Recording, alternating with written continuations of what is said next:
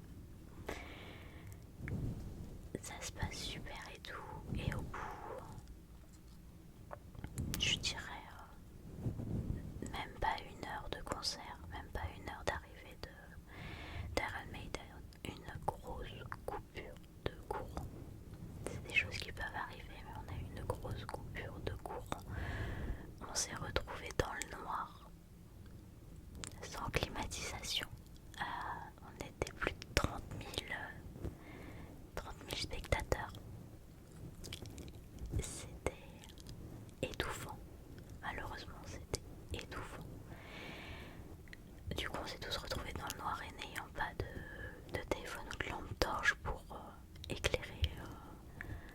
On s'est retrouvés en pleine nuit pendant un petit moment.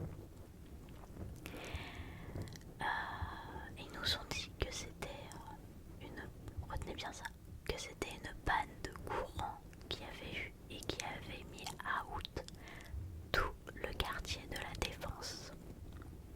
Il faut bien retenir cette information. Du coup, on a attendu parce que pas le choix d'attendre. Il y en a certains qui sont sortis de la salle pour aller fumer une cigarette et pour prendre l'air parce qu'il commençait à faire très très chaud. Avec mon conjoint, on a décidé de rester dans la salle et de discuter avec les autres copains métalleux parce que pourquoi pas faire des rencontres pendant les concerts. D'ailleurs, j'ai fait 2 belles rencontres. Malheureusement, comme une idiote, je ne leur ai pas demandé leur nom. Du coup,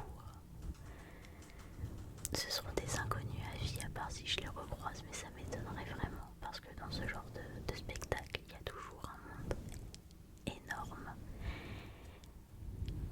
Du coup, on a attendu pendant une bonne heure. On a attendu 1 heure avant que le spectacle puisse recommencer. Du coup, ça nous a complètement coupé de l'énergie qu'on avait réussi à gagner pendant le spectacle. On a réussi à en retrouver un petit peu, mais c'était pas... Le soufflet était un peu retombé.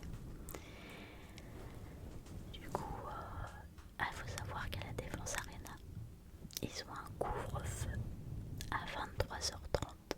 Ça veut dire qu'à 23h30, tout le monde doit être... le concert doit être fini, tout le monde doit être parti. Je pense que c'est pour une question d'assurance, d'arrêté préfectoral. Je sais pas. Je pense que ça doit être ça. Du coup,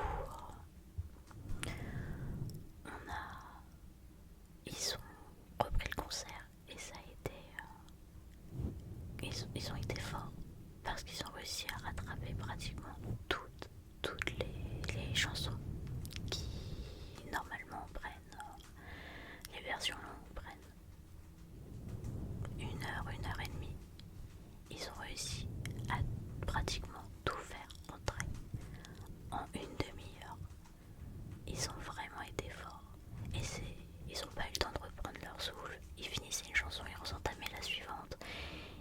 C'était vraiment incroyable. Quand je vous dis qu'ils ont une forme, ils ont une pêche, c'est incroyable. Ils ont juste 3 chansons qu'ils n'ont pas pu passer, qu'ils n'ont pas pu chanter, parce que ils n'ont pas eu le temps. Ils n'ont pas eu le temps et je trouve ça dommage qu'ils n'aient pas pu décaler un petit peu l'heure, surtout pour un gros groupe comme ça, de 15-20 minutes. Je pense qu'en 15-20 minutes, ils auraient pu faire leurs 3 chansons faciles, honnêtement.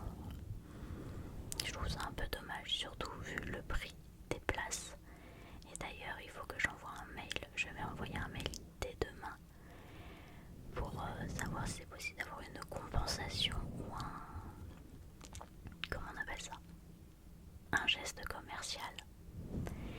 Parce que pour le prix des places, on a perdu 1 heure de concert. 1 heure, c'est énorme. 1 heure sans rien, à devoir attendre, sans climatisation, avec une chaleur étouffante, sans forcément d'informations, juste disant que il y a une panne d'électricité dans le quartier et qu'il faut au plus vite pour tout réparer, pour tout remettre comme il fallait. Je trouve ça un peu léger. Je trouve ça un petit peu léger. Du coup, le concert se termine. Il était à 23h30, le temps de sortir. En plus, j'ai fait le concert en chaussettes. J'ai oublié de le dire, mais j'ai fait le concert en chaussettes tellement j'avais mal aux pieds avec la chaleur et mes chaussures. C'est des choses qui arrivent premier concert, on n'est pas préparé. Je pense que pour beaucoup de personnes, ça a été comme ça. Bref, je m'égare.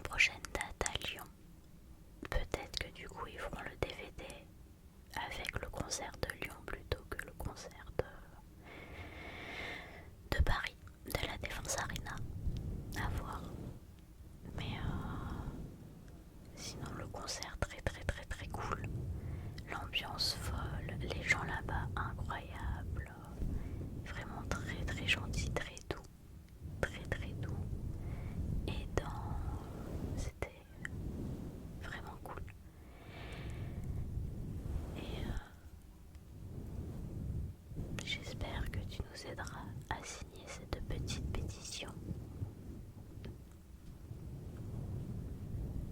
Je sais pas trop quoi raconter d'autre, c'est la première fois que je fais une vidéo blablatage.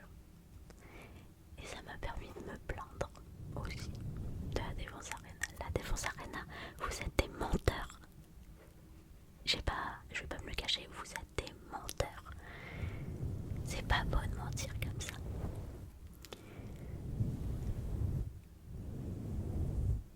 Mais je ne ferai plus de concert là-bas. C'était mon premier et mon dernier concert à la Défense Arena.